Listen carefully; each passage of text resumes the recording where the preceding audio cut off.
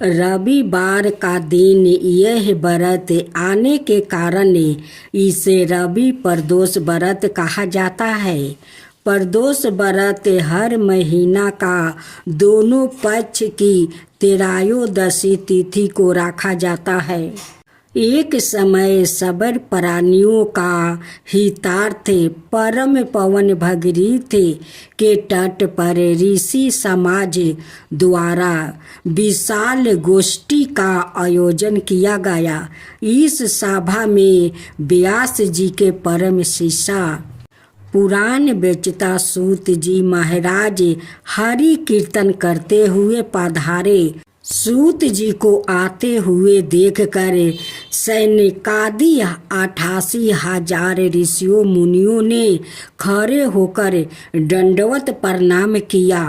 महाज्ञानी सूत जी ने भक्ति भाव से ऋषियों को हृदय से लगाया और आशीर्वाद दिया। विधन ऋषिगण और सब शिष्य आसनों पर विराजमान हो गए। सैनिकादि ऋषि ने पूछा, हे पूज्य वर, महामत कृपाए यह बताने का कष्ट करे कि मंगल प्रद कष्ट निवारक यह व्रत सबसे पहले किसने किया और उसे क्या फल प्राप्ति हुआ। श्री सूत जी बोले, आप सभी शिव का परम भक्त है। आपकी भक्ति को देखकर मैं व्रती मनुष्यों की कथा कहता हूँ, ध्यान से सुनो। रवि प्रदोष व्रत की कथा के अनुसार एक गांव में अति दीन ब्राह्मण निवास करता था। उसकी साध्वी स्त्री प्रदोष व्रत किया करती थी। उसे एक ही पुत्र रतन था। एक समय की बात है, वो पुत्र गंगा स्नान करने के लिए गया। दुर्भाग्यवश मार्ग में चोर ने उसे घेर लिया और वो कहने लगे कि हम तुम्हें मारेंगे नहीं तो तुम अपने पिता का गुप्त धन के बारे में हमें बतला दो। बालक दीन भाव से कहने लगा कि बंधुओं, हम अत्यंत दुखी दिन है, हमारे पास धन कहाँ है। तब चोरों ने कहा कि तेरे इस पोटली में क्या बांधा है। बालक ने निसंकोच कहा कि मेरी माँ ने मेरे लिए रोटी दी है। यह सुनकर चोर ने अपने साथियों से कहा कि साथियों, यह बहुत ही दीन दुखी मनुष्य है, अतः हम किसी और को लूटेंगे। इतना कहकर चोर ने उस बालक को जाने दिया। बालक वहाँ से चलते हुए एक नगर में पहुँचा।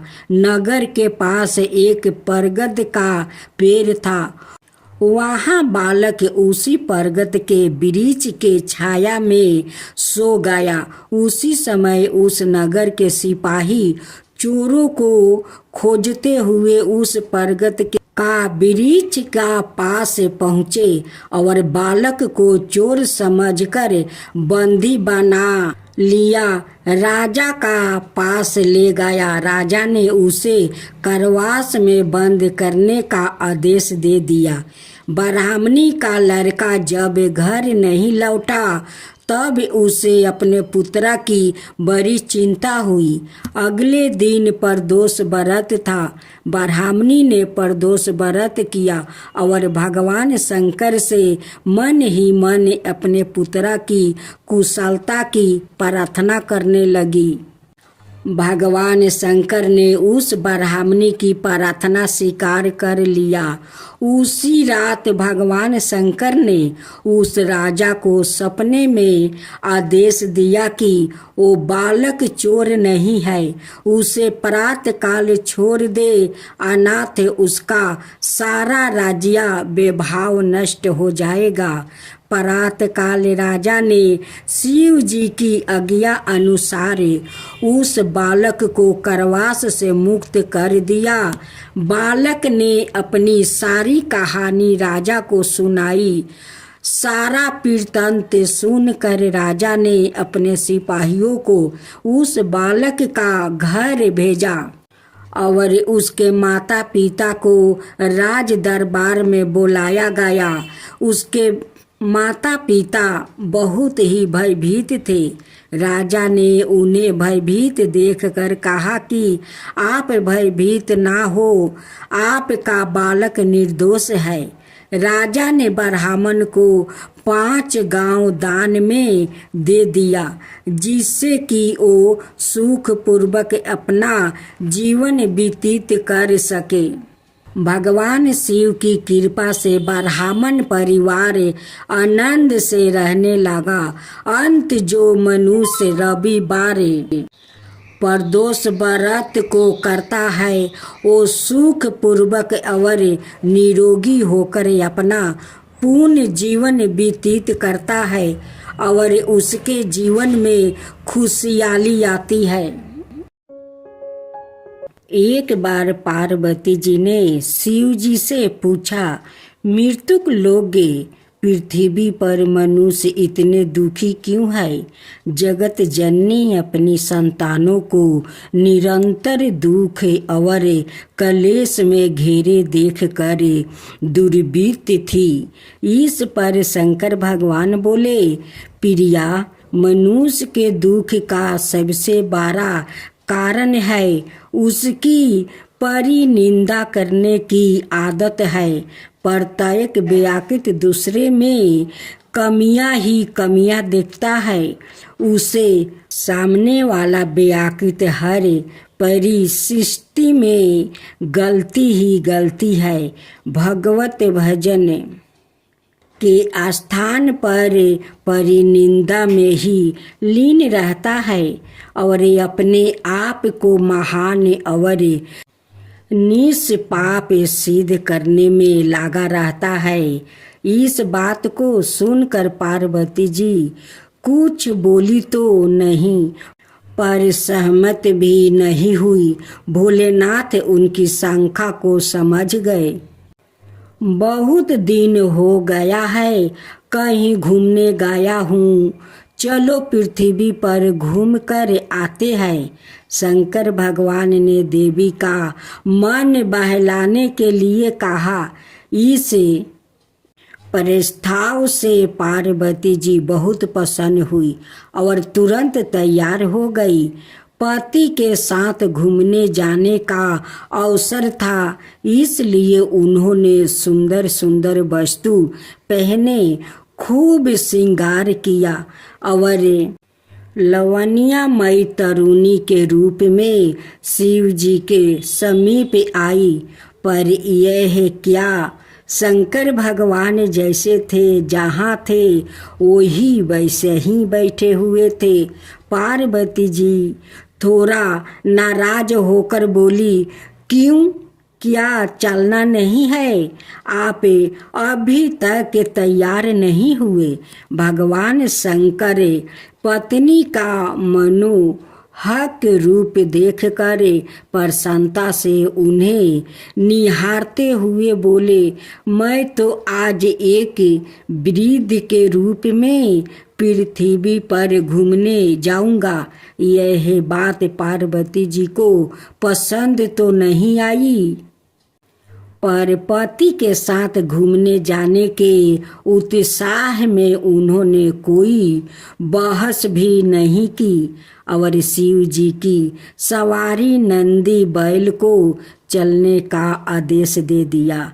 शिव जी, पार्वती और नंदी पृथ्वी पर एक वृद्ध पुरुष, तरुणी, सुंदर स्त्री और बैलों की सवारी के रूप में विचरण करने लगे। जब वो सब पहले गांव के समीप पहुँचे तो कुछ लोगों की नज़र उन पर पड़ी। वो लोग उन्हें देखकर हंसने लगे। एक व्यक्ति दूसरे से बोला, वह क्या जोड़ी है?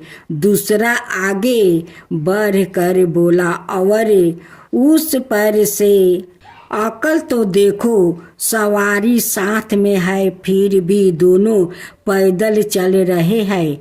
इस तरह से कई प्रकार से उपवास करते हुए उन्होंने इन तीनों का आगे बढ़ना लगभग मुश्किल कर दिया और उनका मजाक उड़ाते हुए झुंड बनाकर उनके पीछे पीछे चलने लगे।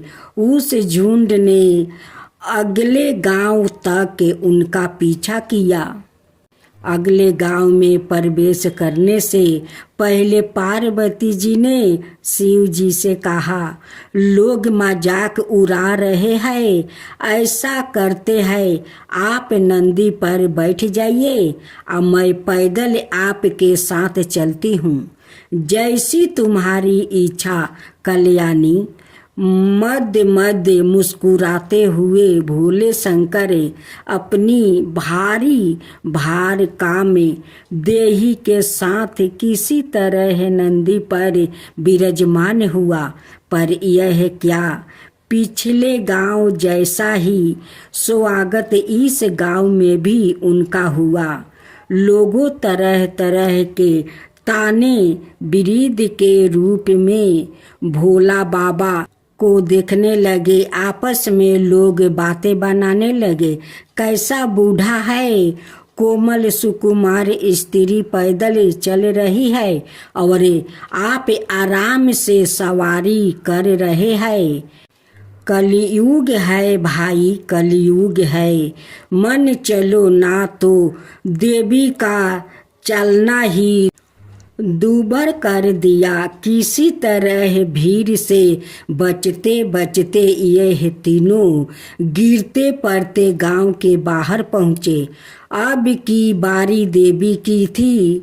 सवारी करने की पार्वती जी तरुण स्त्री के रूप में बैल पर जा बैठी और वृद्धा पति के रूप में भोले बाबा साथ साथ चलने लगे। अगले गांव के कुएं पर स्त्रियां पानी भर रही थी। उन्होंने जब इस विचित्र जोड़ी को देखा तो तरह तरह के मुंह बनाकर इनकी तरफ इशारा करते हुए हंसने लगी, तरह तरह के उल्लेहन देने लगी। तरुण स्त्री की ओर उंगली दिखाते हुए एक ने कहा, अरे तुझे लाज नहीं आती? बूढ़ा पति पैदल चल रहा है और तू रानी बनी सवारी कर रही है। दूसरी ने बात आगे बढ़ाते हुए कहा, आजकल की बहू बेटियों तो सारी लाज शर्म घोल कर पी गई है। तीसरी ने अपने जबाने के गुण गान कहना शुरू कर दिया। इन सब की बक बक झक झक की परवाह ना करते हुए यह तीनों आगे बढ़ते रहे। माँ अपनी संतानों को व्यवहार से बहुत लज्जित महसूस कर रही थी, पर अब भी अपनी हार मानने को तैयार नहीं थी। अंतर्यामी भगवान सब कुछ जानते हुए अनजान बनने का नाटक करते हुए बोले, प्रिया ऐसा करते हैं कि मैं नंदी को अपने कंधे पर उठा लेता हूँ, तब किसी को कुछ बोलने का अवसर नहीं मिलेगा। पार्वती जी कुछ जवाब देती है। इससे पहले ही शिव जी ने नंदी को अपने कंधे पर उठा लिया और चलने लगे। संतानों के व्यवहार से पहले से ही दुखी देवी पति के कष्ट से और भी अधिक लज्जित महसूस करने लगी। लेकिन यह क्या हुआ, वो अगले गांव के पास से गुजरे तो उस गांव के वासियों ने तो जैसे सारी मर्यादों ही तोड़ दिया। लोग अनाप शनाप बोलते हुए, उछल कूद मचाते हुए उन्हें परेशान करने लगे। आप शब्दों और भीड़ का उपद्रव अपनी चरम सीमा पर था। इस सब को झेलते हुए किसी तरह वो अपने को बचाते हुए गांव की सीमा से बाहर आए। भोले बाबा हंसते हुए बोले, कहो कल्याणी, अब तुम्हारा क्या कहना है? अपने देवता के सामने अपनी अभद्रा संतान के क्रियाकल्पों से देवी बहुत शर्मिंदा महसूस कर रही थी। खिसिया कर मुस्कुराते हुए उन्होंने कहा, आप ही सही है भगवान। मनुष्य अपने कर्मों की वजह से ही दुखी है और नरक जैसा जीवन जीने को मजबूर है। अब कभी भी परनिंदा या किसी का उपवास उड़ाने से पहले रुके, जरा सोचे। कहीं सामने वाले को रूप में हमारे आराध्या हमारी परीक्षा लेने के लिए तो नहीं खड़े हैं।